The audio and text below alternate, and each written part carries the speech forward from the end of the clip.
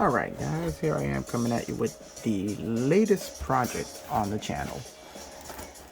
Lately I have been obsessed by this car.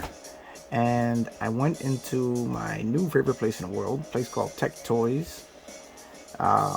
Look them up, they have everything you'd ever dreamed of. It's model kits from floor to ceiling.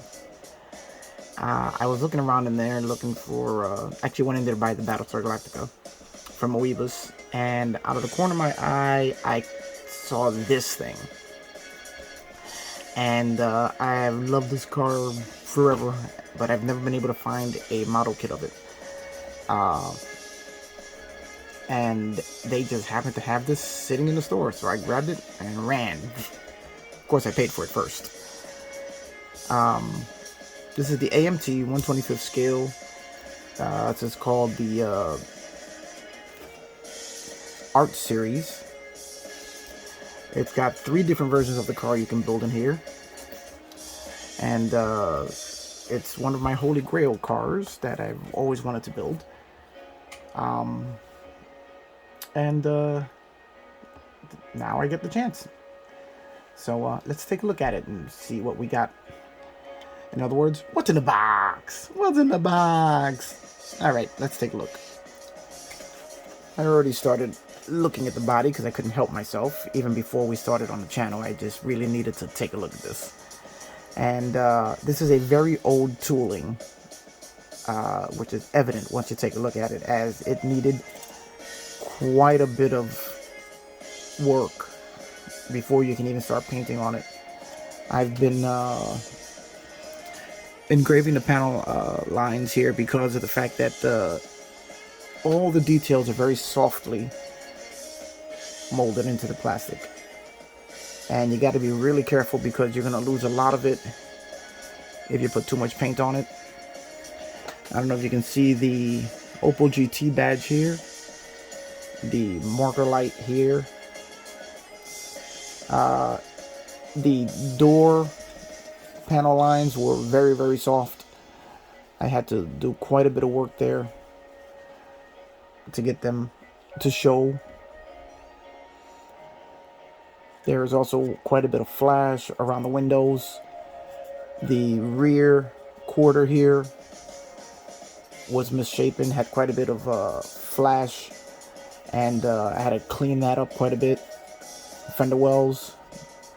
I mean, it really is an old tool. I don't know what the original date of this kit was. It says here 2013, but I'm pretty sure the tooling dates back quite a bit further than that. So if you get one of these, I don't even know if they're still being produced. Be prepared for quite a bit of work to make the body presentable. As you can see here, I've done this side of the body. I've cleaned up the mold lines here. Mold lines running across here, running to the back. And one thing you got to be wary of is that this car has no trunk. But for some reason they molded in, these are either mold lines from the mold, or someone made a mistake and put trunk, molded in trunk lines into the body. But it has no trunk, so all of that's going to have to be smoothed out and gotten rid of. And of course, all your sanding, which is going to have to be done. You're going to have to clean up all the edges on around the windows. All of that. It's quite a bit of work this body's going to need for such a small little car. But considering it's one of my favorite cars ever, for me, it's worth it. Alright, let's take a look at some of the other stuff. Okay, here we go. Here's the interior tub. Apart from some of the release pin marks, it's you know, not horrible. It's got some pretty decent detailing on the door cards.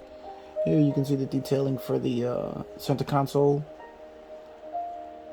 It's actually engraved. You can see a little bit of the wood in there. It's gonna paint up nice. A little bit of carpet engraving in there. I will be flocking this, so that doesn't really matter to me, but all in all, it's not horrible.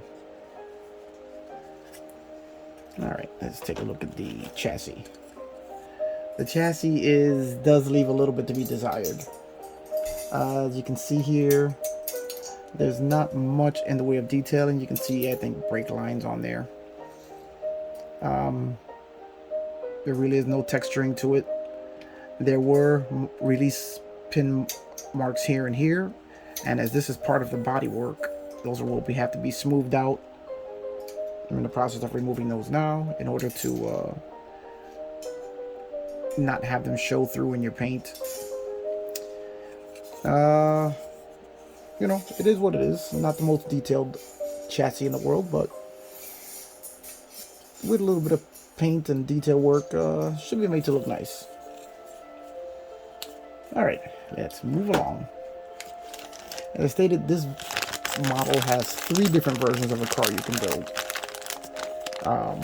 And you get tires for each different version.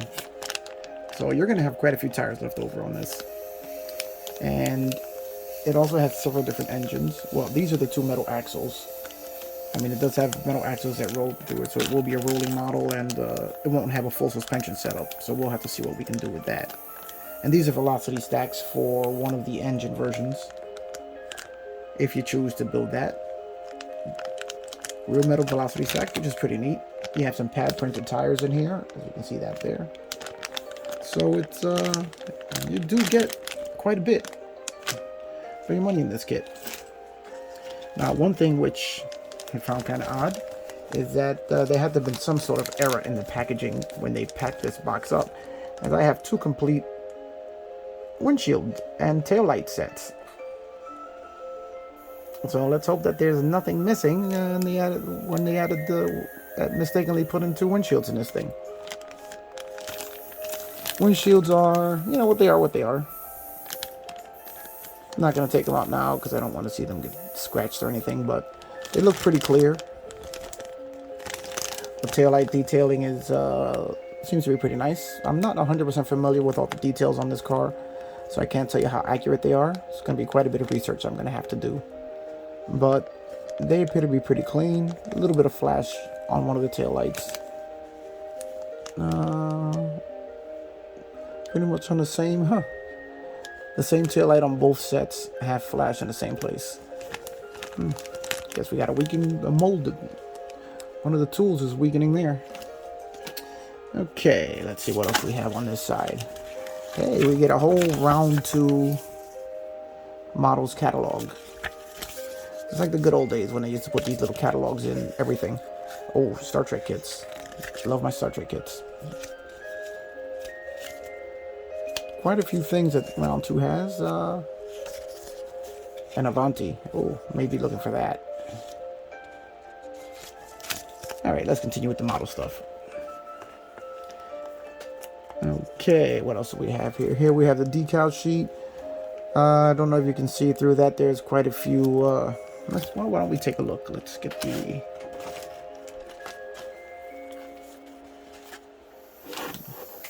Well, almost knocked the camera over.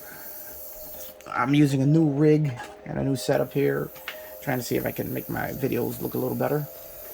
And almost tip it all over. Okay, here we go. Let's just see if we can get this opened up without. And let's see what we have for decals in this thing.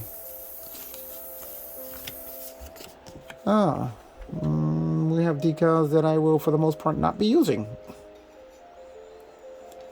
I don't even see any decals for the car itself.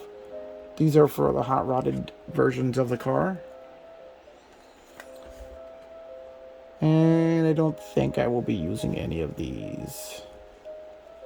I was hoping it would have some opel decals for the badges.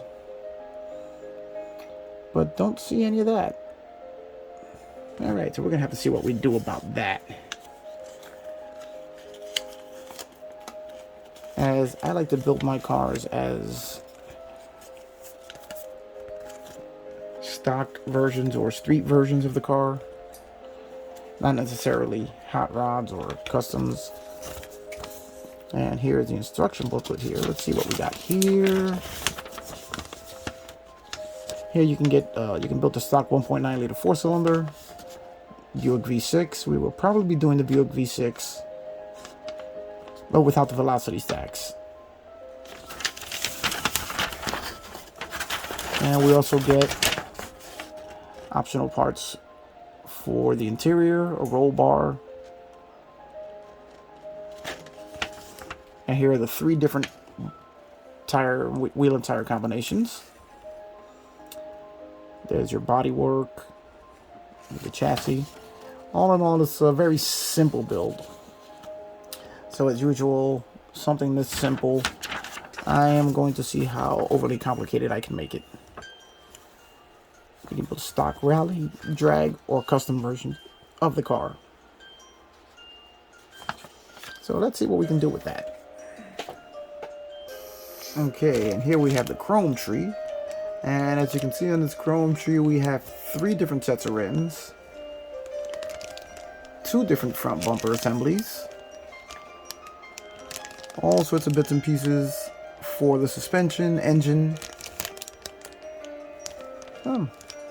Got a wide variety of stuff to choose from. You're going to have a lot of spare parts when this is over, if you build this kit. Now here we have a whole jumble of parts. We have engine parts. We have 2 different hoods. Let's take a look at these. We have 2 different hoods. That's somewhat intriguing.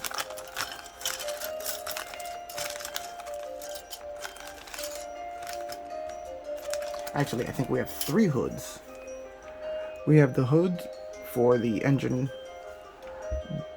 the big V6, the Buick V6, the hood for the engine with the velocity stacks, and if I'm not mistaken, we have a stock hood also.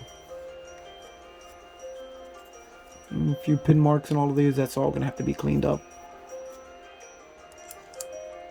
And depending on what color you make this, it's going to be a little tough getting through this yellow plastic. I wish they would stop doing that and just make the plastic white or black. Alright, here we have the dash. And it's pretty reasonably detailed. Little texture on the dashboard itself. And not badly molded either. And the steering wheel, not bad. We're going to be trying to simulate wood paneling on a wood steering wheel on this. See how close we get to that. It's going to be an interesting experiment. I saw on one of the channels. I think it was on, was it Scale Auto Garage? Or was it, I forget which channel it was, but I'll be looking that up again, and I'll be posting a link as we move along on this. One of the guys, they did an incredible bit of work replicating the wood steering wheel on a car he built. Alright, so dashboard's nice. Okay, here we have what is part of the rear suspension and the exhaust. All primarily one part. Just like the drive shaft is there too. We're going to have to really try and do something to dress this up. As it's just a little too simple for me. Maybe we'll add coil springs. We'll do something to it. Here we have more exhaust components. Some engine components here. Belts, drive. Not bad looking. The rest of the parts are, even though they're very simple, as you can see from this front cover assembly for the engine. But there's not a lot of flash, and they all seem to be cleanly molded, which leads me to wonder why the body had so many issues. Alright, let's put those away. I don't want to bore you guys too much with this unboxing, but just thought it'd be interesting to show you the parts that we have going into this. I don't normally do these in-depth in the unboxing videos, but trying something a little different. You guys let me know if you like it or not. Alright, let's open up the last bag here.